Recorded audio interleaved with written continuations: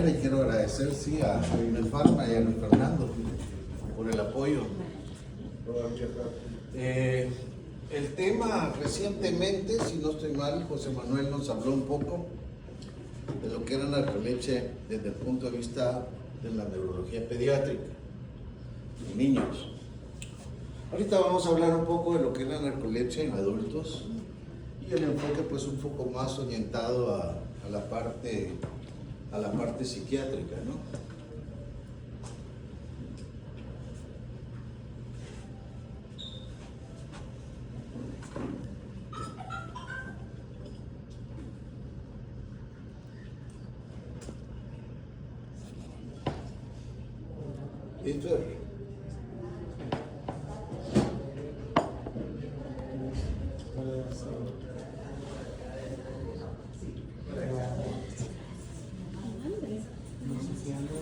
Doctora, adelante, bienvenida, adelante.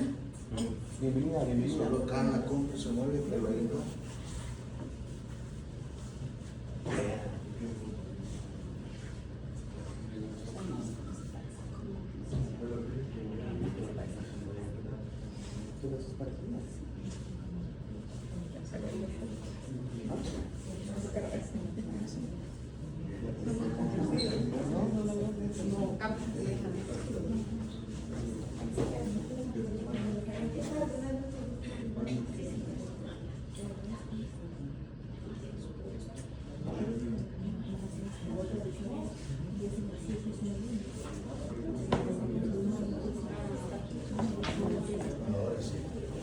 Ok, quiero presentarles un par de casos para hacer esto un poco más dinámico, que me ayuden con unas propuestas diagnósticas. Este es un sujeto de sexo masculino de 57 años de edad con un cuadro crónico de hipertensión arterial y obesidad. Él consultó por un cuadro de somnolencia diurna excesiva que lo llevaba a quedarse dormido entre 2 y 3 veces al día. A pesar de estar usando 2 antihipertensivos, no se lograba obtener un control adecuado de sus niveles de presión arterial. Al revisar el examen físico no se encontró ningún dato relevante y las propuestas diagnósticas o el diagnóstico diferencial era un hiperaldosteronismo primario, una hipertensión renovascular, apnea obstructiva del sueño, narcolepsia o mala adherencia al tratamiento. Si usamos desde el punto de vista de prevalencia estadística, ¿cuál creen ustedes que es el diagnóstico o cuál propondrían ustedes que es el diagnóstico más probable? Un valiente por ahí. Yo sin saber, yo diría que tendría que ser una obesidad mórbida que está relacionada a algún tipo de problema psicológico, de tensión, pero no son los nombres.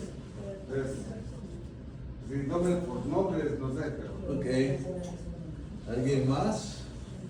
El doctor Cabrera, por venir tarde. Doctor Cabrera, bienvenido. Buenas noches. ¿Alguna otra propuesta? Doctor, ¿ah?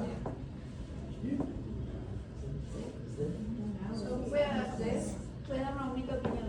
¿Apnea obstructiva del sueño o depresión maltratada? Ok. En realidad, por estadística, el diagnóstico más probable es apnea obstructiva del sueño. Es bastante más frecuente. Ya, otra opción podría ser la narcolepsia, pero estadísticamente es mucho más frecuente la apnea del sueño. Solo, si quieren, solo retrocedamos un poquito, doctor, una opinión ahí, oye. Ajá. Miren, pues una cuestión que nos puede ayudar desde el punto de vista clínico con la apnea obstructiva del sueño y la narcolepsia. Bueno, hago la salvedad que puede tener las dos cosas al mismo tiempo. Así es. Lo segundo es que regularmente con la apnea obstructiva del sueño y la narcolepsia, el sueño es mucho más pesado, aunque puede recuperarse un poco con las siestas, termina cayendo de nuevo, ¿verdad? Y hay que acordarse de los estudios clínicos que pueden ayudarnos a diferenciar un poco, ¿verdad? Los tiempos de latencia en la polisomnografía del sueño, por ejemplo, y el test de latencias múltiples que puede ayudarnos más con la narcolepsia. Pero en realidad podría tener todos, incluso todos los... Sí, no, pero estadísticamente el ¿Cuál más es que probable más? Sí. es la apnea. Que como dice el doctor, pueden ir de la mano, ya pueden estar los dos componentes en un mismo paciente. Y esta es una niña de 9 años de edad, lástima que no está Chepito, con episodios frecuentes de desconexión con el entorno. Tenía fracturas en ambos brazos derivada de caídas, caía cuando estaba durmiendo. Fue llevada al hospital precisamente para descartar epilepsias de ausencia, cuadros de ausencia, o una epilepsia generalizada, y durante la realización del electroencefalograma se quedaba dormida. El paciente y la familia comentaban que se duerme en clase, en el carro e incluso comiendo, pero la familia lo atribuyen a una excesiva alteración del sueño, que es muy interrumpido su sueño nocturno. Al preguntarle por si se presentaban cambios con las emociones o con la risa, respondían que se le doblan las piernas y hace muecas extrañas cuando le cuentan chistes, y en muchas ocasiones cae al suelo. Además, desde que se encontró que dormía mal, empezó a ganar peso, un incremento de peso, y bajó mucho su rendimiento escolar. Ella presenta somnolencia subjetiva medida por las escalas de valoración, además somnolencia diurna objetiva medida por actigrafía, muchas siestas identificadas por medio de la agenda de sueño, un sueño fragmentado, sin apneas ni eventos motores, diagnosticado por polisomnografía, y sueño REM, episodios de sueño REM durante las siestas medidos por el test de latencias múltiples del sueño. Esto es un cuadro así de libro. Además se detectó el haplotipo HLA-DQB1 0602 y niveles indetectables de hipocretina 1 en el líquido cefalorraquídeo. En el 2017 le iniciaron tratamiento con modafinilo, el cual resultó ineficaz. Posteriormente le agregaron o le dieron metilfenidato y venlafaxina y obtuvo una mejoría, y actualmente desde hace 10 años está mucho más funcional con tratamiento con oxalato de sodio. Ya, como les decía, este es un cuadro de libro sacado de esa revista.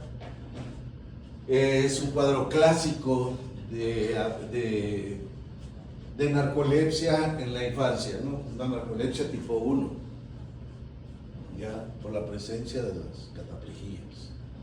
Ok.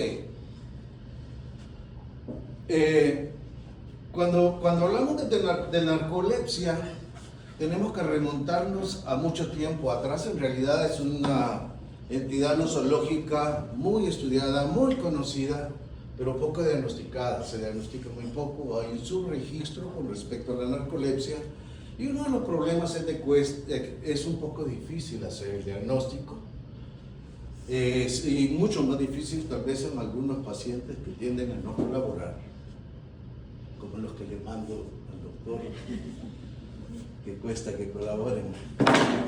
Desde 1780 este cuadro fue descrito por dos autores, Westphal y Guélinot, y lo describían como un cuadro de somnolencia diurna excesiva con episodios de debilidad muscular desencadenada precisamente por las emociones, por diversas emociones. Posteriormente Se agregó el componente de las alteraciones en el sueño nocturno. Los patrones de sueño en ellos tienden a ser irregulares, y la presencia de alucinaciones hipnagógicas o hipnopómpicas con parálisis del sueño. ¿Ya? Este es el cuadro clásico de la narcolepsia. Afecta el impacto que tiene sobre los pacientes, es bastante dramático.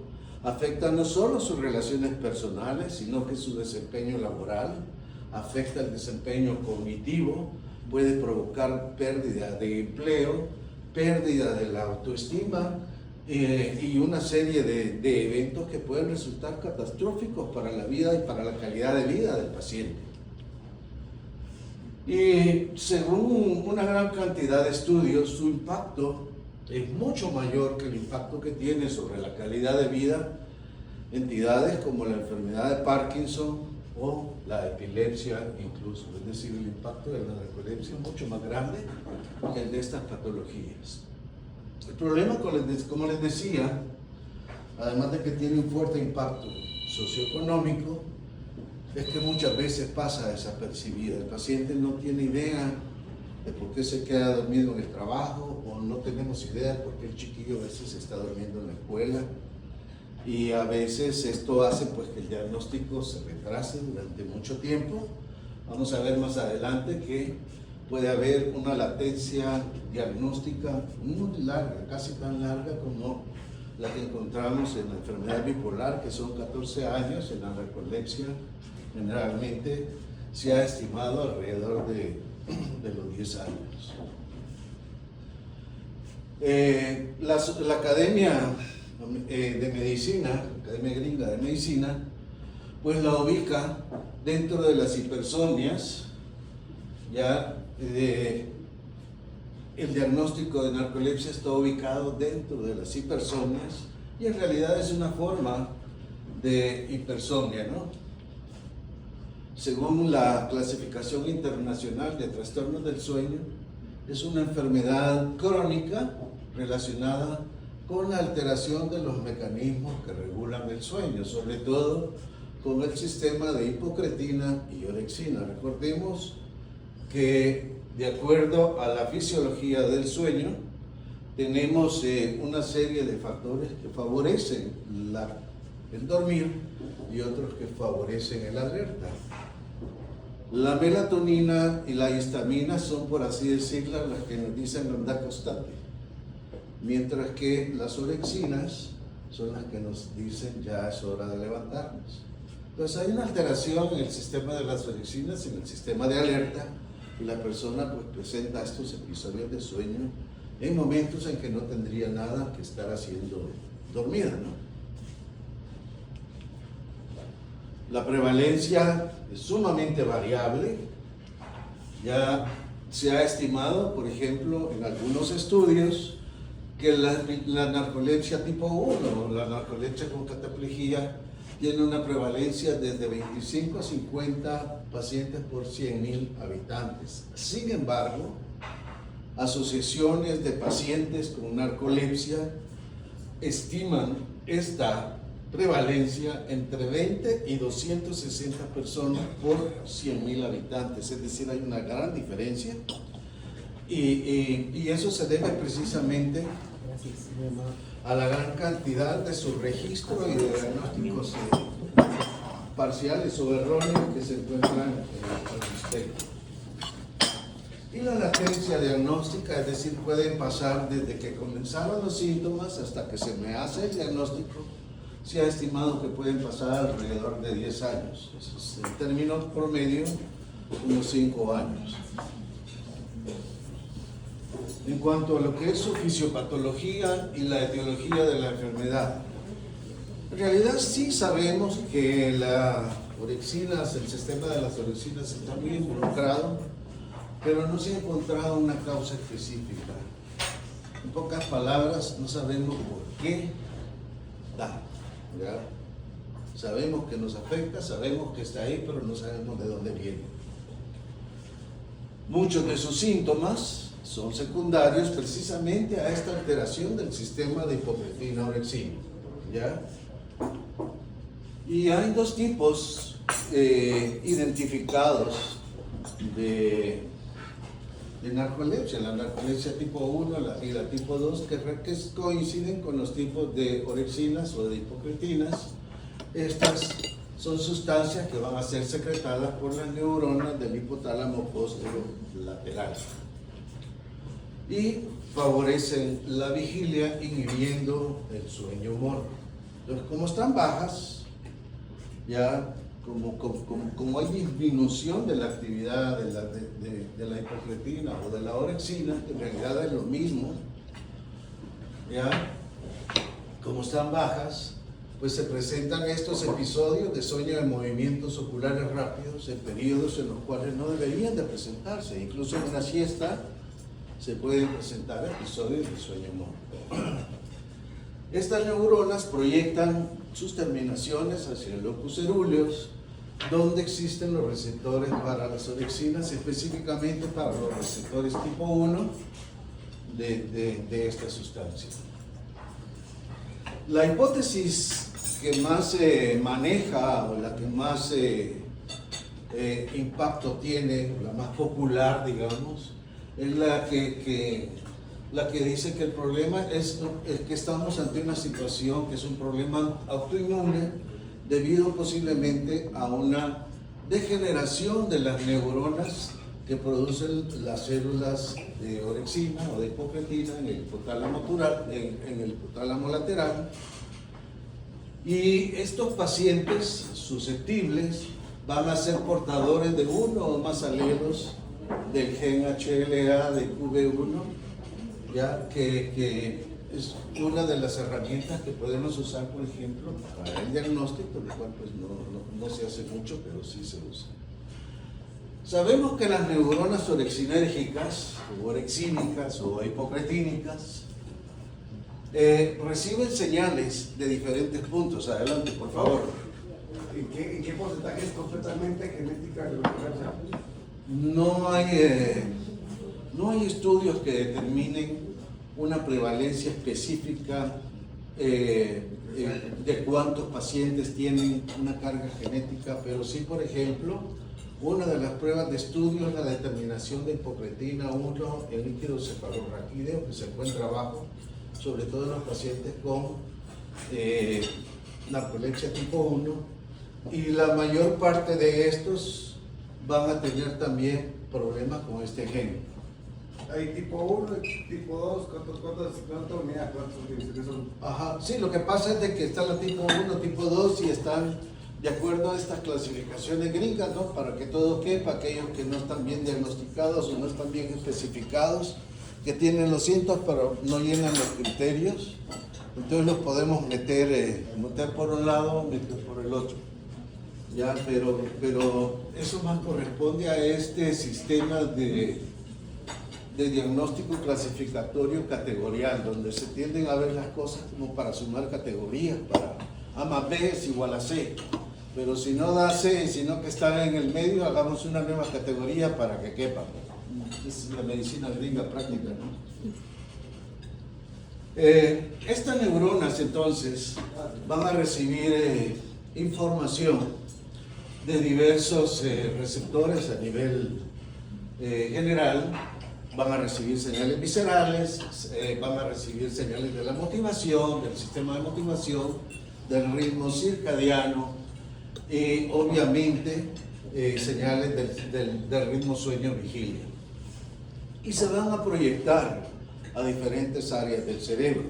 En cada una de estas áreas van a desempeñar funciones específicas relacionadas con el rol que cada una de estas áreas desempeña, como incremento o estimulación del despertar, disminución o inhibición del sueño de movimientos oculares rápidos, aumento del proceso de recompensa y aprendizaje, incremento de la locomoción y del tono simpático. Es decir, esta es la función básica de este grupo de neuronas, que son las que se cree que son las que se encuentran detrás de la fisiopatología de lo que es la sintomatología de la narcolepsia.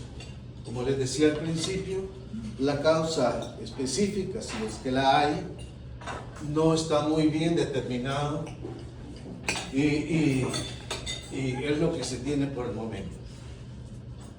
Con respecto a sus manifestaciones clínicas y el diagnóstico diferencial, estas son muy variadas y por lo tanto el diagnóstico diferencial también tiene que ser muy amplio. Tenemos que diferenciarlo de todas aquellas entidades nosológicas que puedan producir somnolencia diurna excesiva o cataplejía sobre todo. ¿Ya? Y como ustedes pueden ver, incluye una gran cantidad de entidades que pueden ser incluso aquellas que producen trastornos del sueño, trastornos psiquiátricos, como el que mencionaba acá la licenciada, como depresión, enfermedad bipolar, la psicosis, trastornos neurológicos, e incluso problemas médicos, ya que también podrían, en un momento dado, confundirse o que había que diferenciarlos a la hora de estar con un paciente en quien sospechamos de narcolepsia.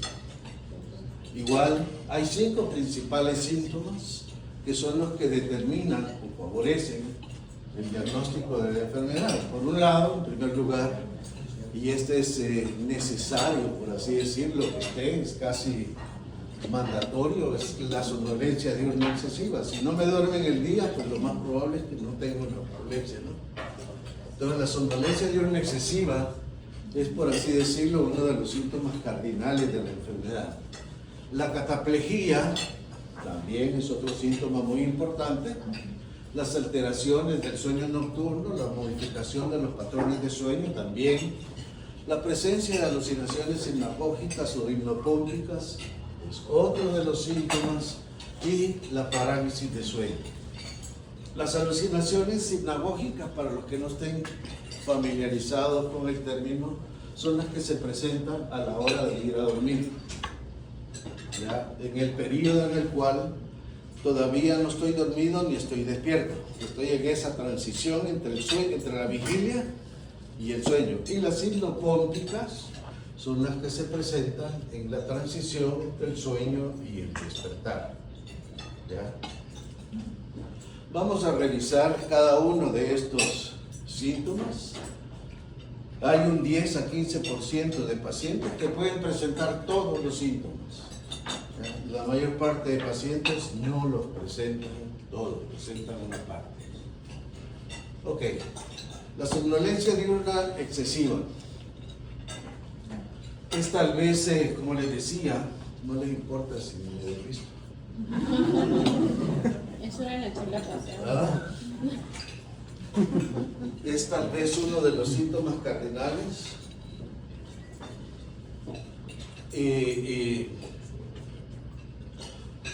Se presenta casi, o por así decirlo, en el 100% de los pacientes. Además, en la evolución del paciente con narcolepsia, tiende a ser el principal o el primer síntoma en aparecer. La somnolencia diurna excesiva, entonces, es el más importante quizás de todos los síntomas. Se manifiesta como ataques de sueño irresistibles, principalmente cuando estamos realizando actividades monótonas y sedentarias, y se puede dar en situaciones inusuales como caminando, conduciendo un vehículo, hablando, etcétera, etcétera, etcétera. Puede durar 20 minutos o menos. Una de las características es que, a diferencia de otros periodos en los cuales necesitamos dormir de día, estas siestas de estos pacientes tienden a ser bastante satisfactorias. El paciente despierta como que se hubiese despertado de haber dormido toda la noche, aunque al ratito esté nuevamente con somnolencia. Pero este periodo breve de sueño es satisfactorio para él, pero vuelve a caer al rato nuevamente en el periodo de somnolencia. La cataplejía es tal vez el síntoma más específico de la enfermedad, ¿ya? Se define como atonías musculares bilaterales, pueden ser parciales o podrían ser complejas, son súbitas y se conserva el estado de conciencia y son desencadenadas por emociones. La risa, la alegría, la sorpresa, la ira, etc. Pueden ser emociones que en un momento dado desencadenen crisis de cataplejía, las cuales van a revertir de forma espontánea. La cataplejía parcial se restringe a la pérdida del tono de un grupo específico de músculos y puede manifestarse como caída de la cabeza o mioclonía faciales. ¿Ya? No necesariamente se cae al suelo la persona como en las cataplejías no parciales. ¿Ya? Durante estos episodios se va a observar parálisis flácida, va a haber arreflexia y ausencia de respuestas a la estimulación plantar, que es tal vez una de las características clásicas del sueño MOR, solo que esto se da en la vigilia. ¿Ya? Es como que si la persona estuviera profundamente dormida, pero pasa durante la vigilia. Los síntomas asociados podrían ser dificultad respiratoria, sudoración, palpitaciones. Ocasionalmente se puede superponer a la actividad motora fásica. La atonía muscular en este caso va a provocar fasciculaciones o temblores que podrían confundirse con convulsiones. ¿Ya? Pero el paciente va a permanecer estable desde un punto de vista cardiovascular y respiratorio. Se da o se presenta hasta en un 60 a 90% de los pacientes y puede debutar conjuntamente con la somnolencia diurna excesiva o aparecer de entre 1 y 20 años después con un promedio de 5 a 6 años.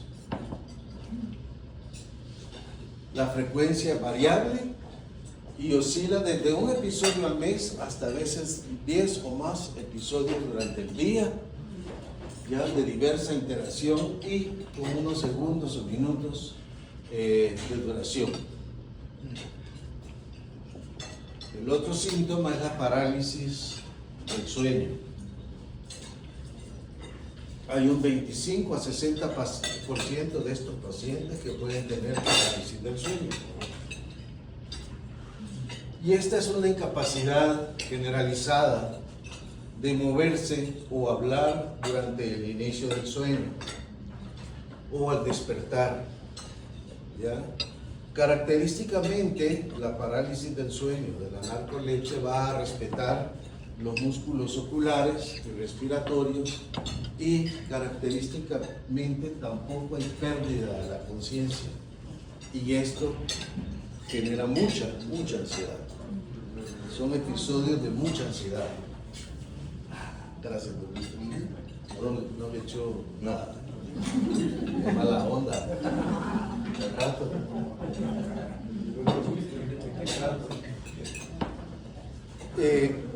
Se ha considerado que estos episodios de parálisis de sueño se deben a la aparición precisamente de estos episodios de sueño de movimientos oculares rápidos que se presentan durante el periodo de la vigilia.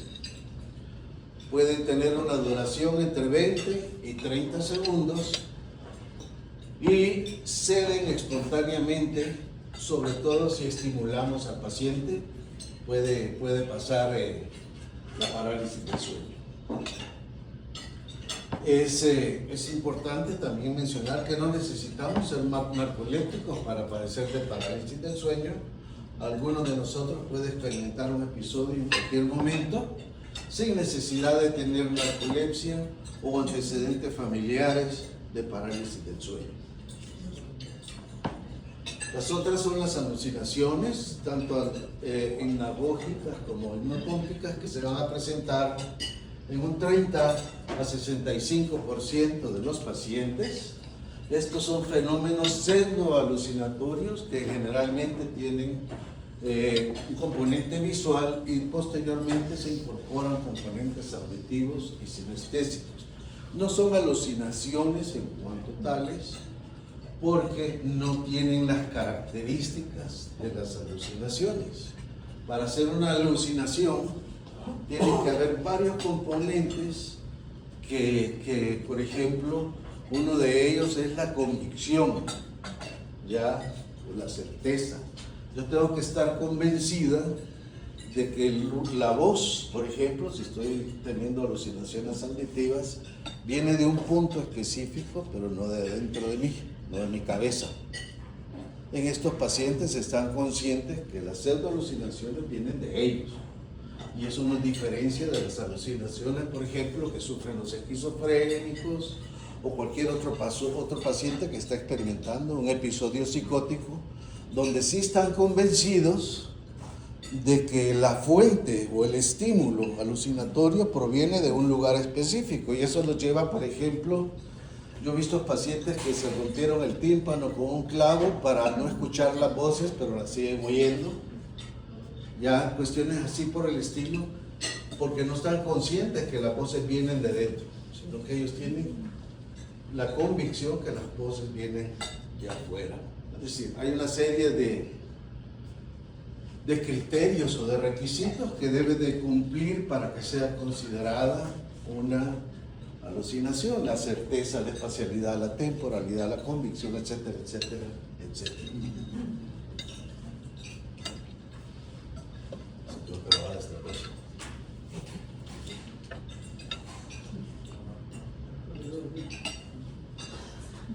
Le dio narcolepsia.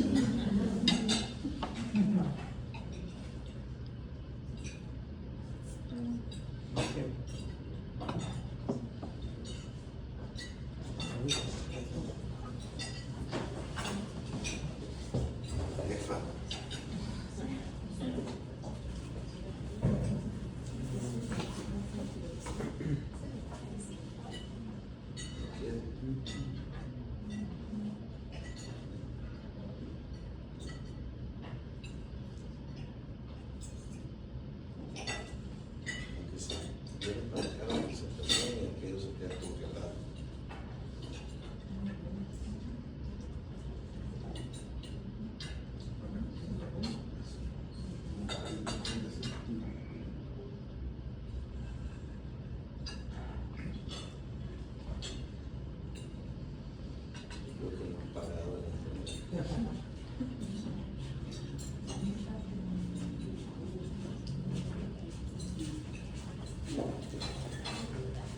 ¿Cómo?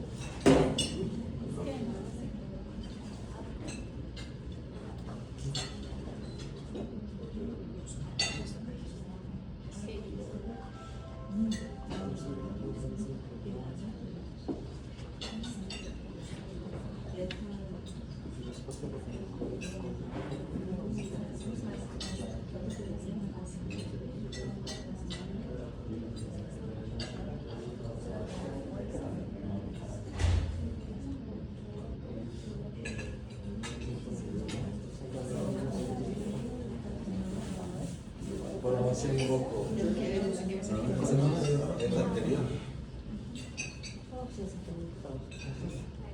Ahí está. Ahí estamos. Entonces, les decía, estas alucinaciones se reconocen como algo irreal, ¿ya?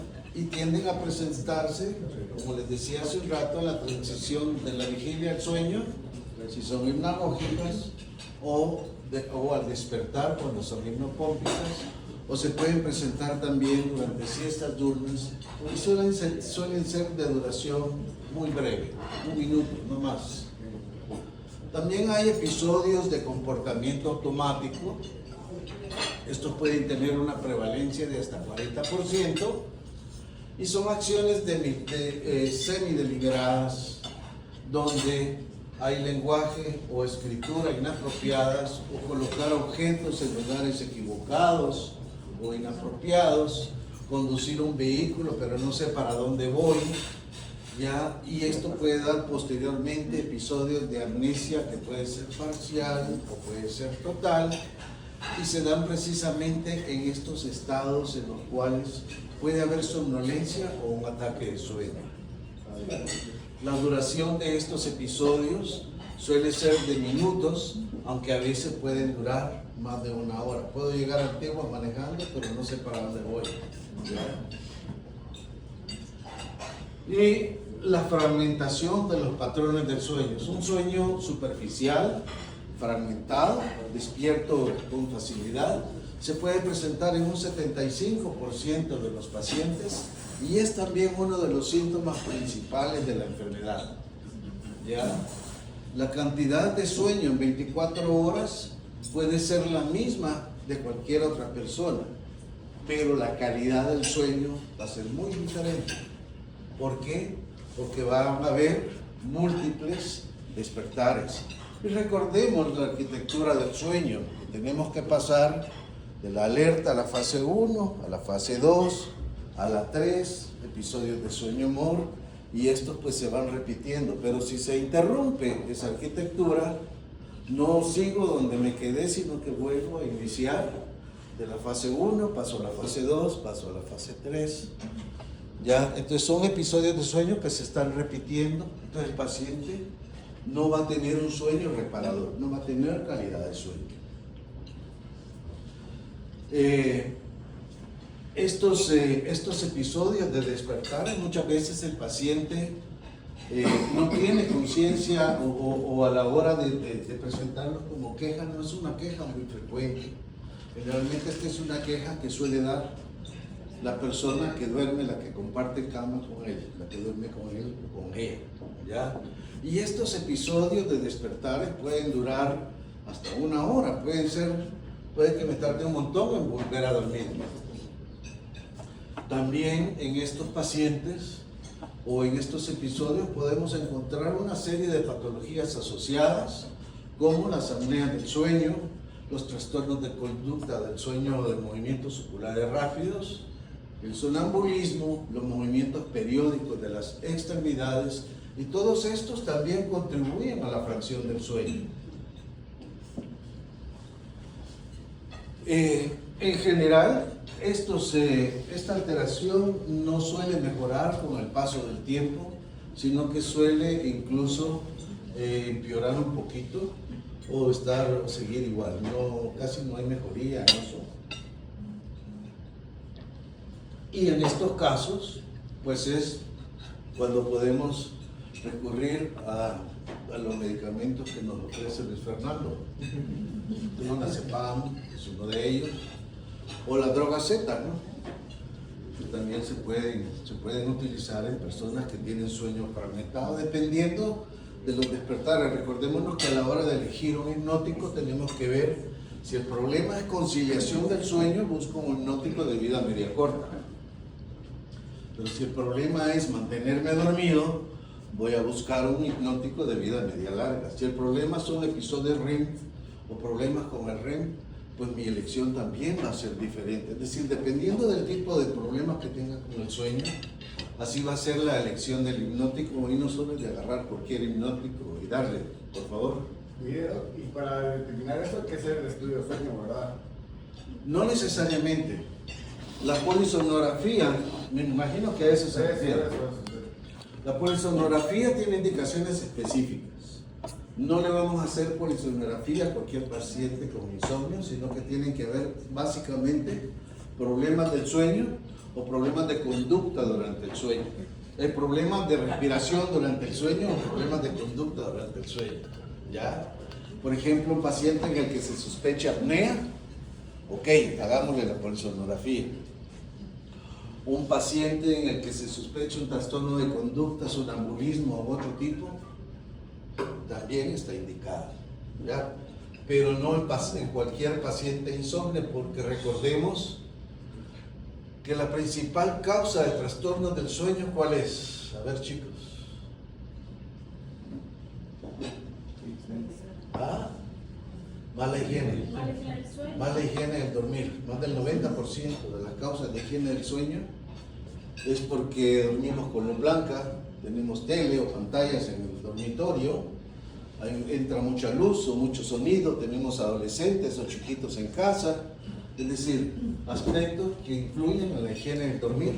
Esa es la principal causa de insomnio. ¿Ya? No podemos dar. ¿Perdón? También es otra causa, pero sí, lo más importante es la mala higiene. Perdón. ¿La perimenopausia qué tanto afecta?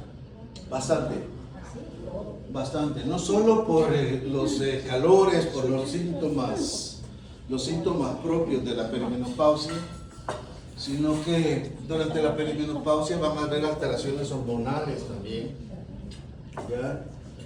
Y esto va a tener un impacto bastante fuerte sobre la calidad de sueño.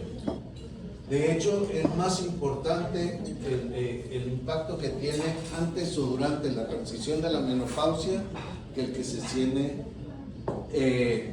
después, porque ya después mucha gente se acostumbra ya a las molestias propias, pero esa transición, ese periodo, la perimenopausia, sí afecta un montón.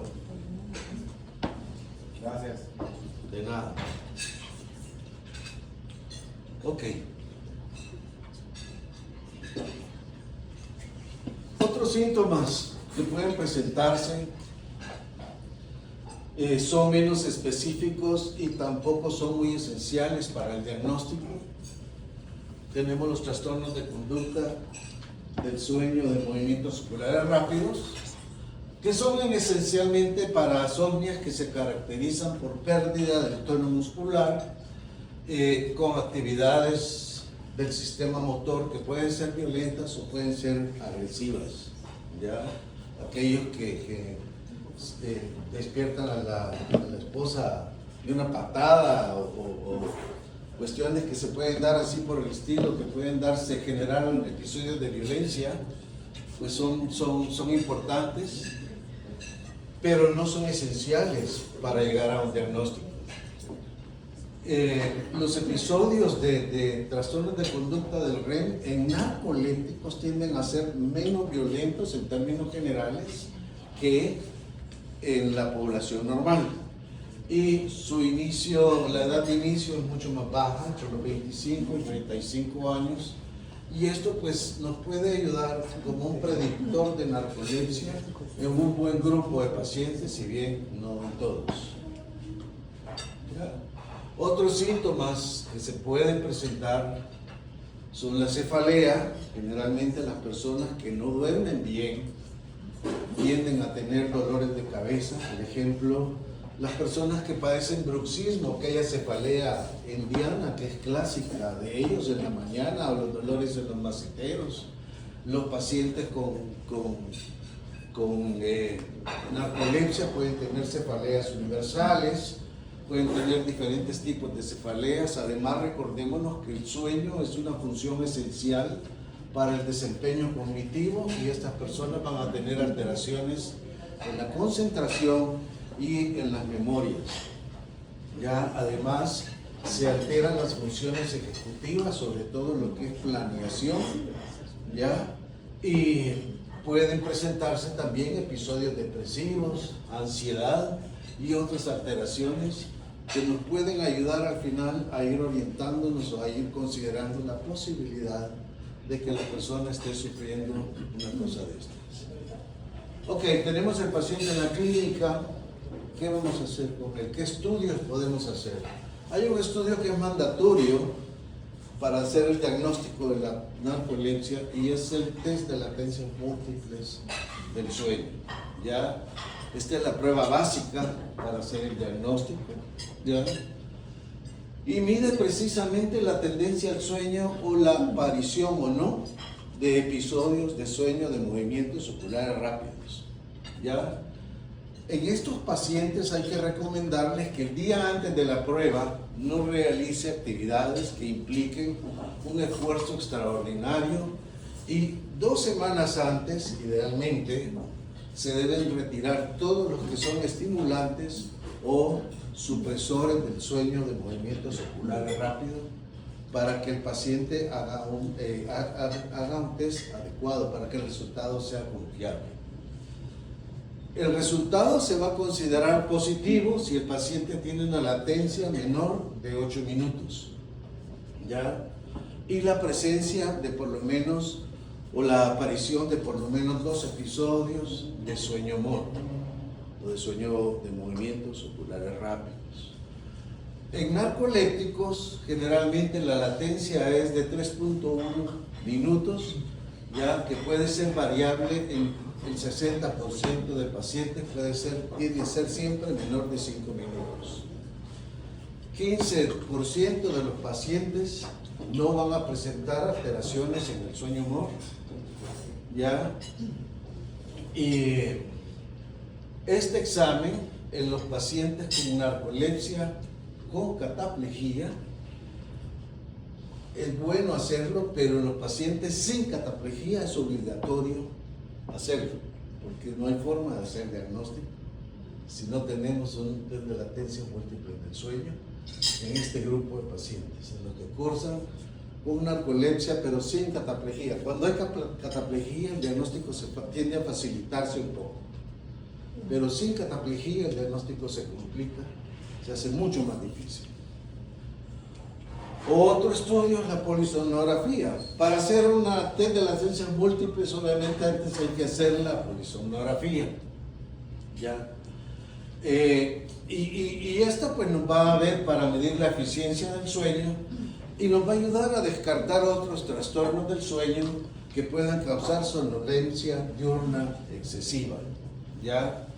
Especialmente aquellos que se acompañen, por ejemplo, apnea o síndrome de apnea, hipopnea obstructiva del sueño, ¿ya? Y también nos va a servir para evidenciar la fragmentación del sueño nocturno, etcétera, etcétera.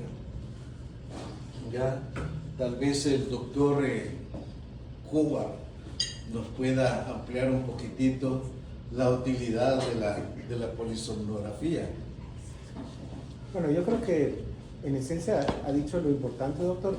Sí es aconsejable siempre hacer una polisomnografía antes del test de latencia, así que el paciente podría pasar prácticamente un día entero en el laboratorio. Y una de las razones es porque la primera latencia, que es la que se mide con la polisomnografía, puede ser tomada como una más en el conteo general. Entonces la primera latencia, que es la latencia de la polisomnografía en sí mismo, nos puede ayudar a contabilizar, y ya solo con una latencia más en el test de latencias en sí, podría darnos el diagnóstico. Pero además nos sirve para comprobar, porque hay que demostrar que el paciente durmió lo suficiente una noche antes.